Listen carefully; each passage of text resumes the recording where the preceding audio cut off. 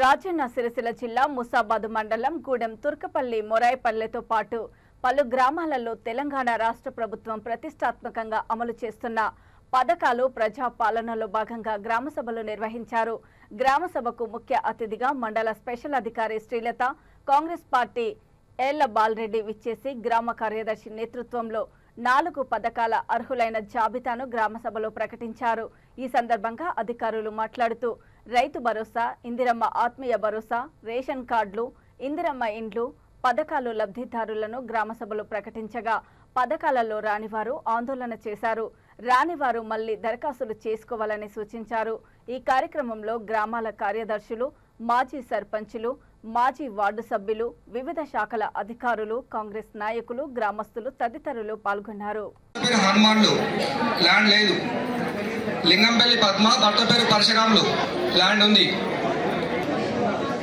లింగంపల్లి పద్మ భర్త పేరు పరశురాములు లేదా 62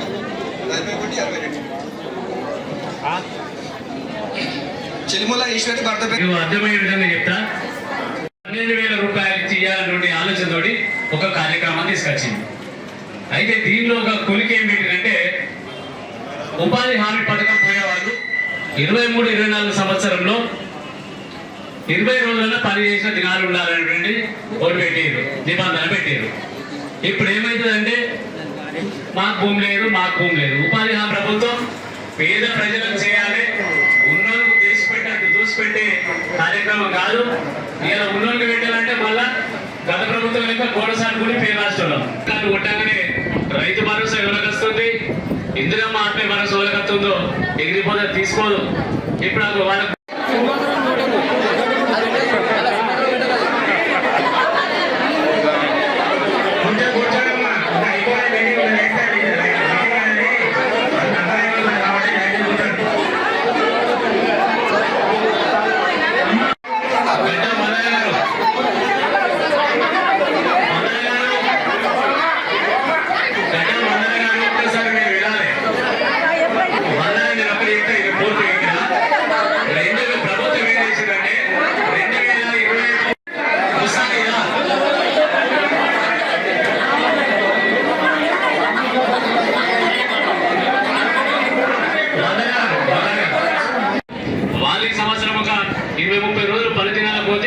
వచ్చే సంవత్సరం మళ్ళీ ఎక్కువ ఇద్దరు ఉంటాయి.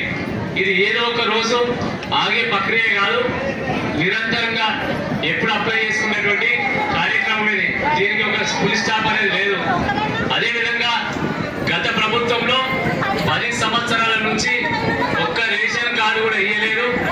పిల్లలు పెరిగి కూడా రాగవయ్యా కూడా 10 ఏళ్ల నుంచి ఒక రేషన్ పిల్లలకి ఇలా లగ్గాలైతే ఇబ్బందికరంగా ఉంటే రేషన్ కార్డు లేదు.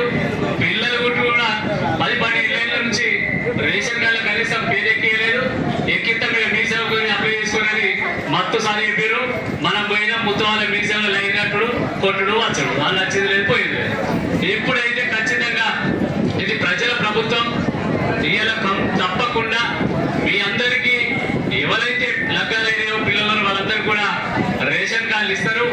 ఇంకొకటి ముఖ్యంగా మనం గుర్తించాలి ఒకటి ఏంటంటే తల్లిదండ్రులలో పిల్లలది రేషన్ కార్డుల పేరు ఉంటుంది.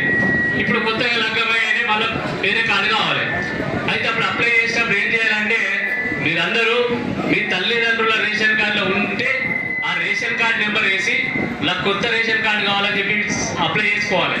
ఆ ఫామ్ లో కంపల్సరీ పాత నెంబర్ వేసుకోవాలి. రెండోది, ఇప్పుడు ఒక అమ్మాయికి వస్తుంది గూడెం గ్రామానికి లగ్గం చేసుకొని ప్రతి ఆడ కూడా తీసేయాలి. అంత ఆన్లైన్ సిస్టమ్ కంప్యూటర్లో కొట్టాగానే కొంచెం తెలిసి ఉండాలి. కొత్తగా రావాలంటే పాత దానికే తీసేసుకోవాలి. గత ప్రభుత్వం